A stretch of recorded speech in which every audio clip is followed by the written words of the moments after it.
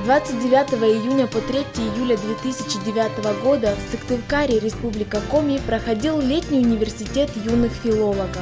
За несколько дней погружения в творчество 20 молодых и талантливых ребят из районов Республики Коми и Коми-Пермяцкого округа подчеркнули для себя многое. Студенты обучались основам грамотного изложения творческой мысли, теоретически и практически подкрепляли свои начинания в области литературы, литературоведения и журналистики. Помимо прохождения теоретического и практического курсов, юные филологи приняли участие в работе пресс-центра летнего университета и в издании электронных версий газет на коми-языке.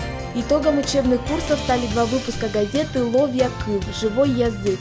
Благодарные за науку юные творцы много теплых слов адресовали своим наставникам.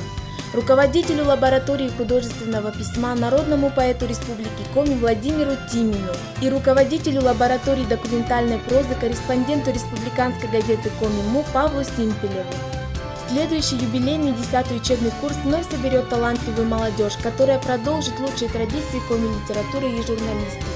Организаторы ежегодного проекта «Летний университет юных филологов» Финно-Угорский культурный центр Российской Федерации совместно с финляндским обществом Матиас Александра Кастрина при поддержке Министерства национальной политики Республики Коми, Союза писателей Республики Коми, Агентства Республики Коми по печати и массовым коммуникациям.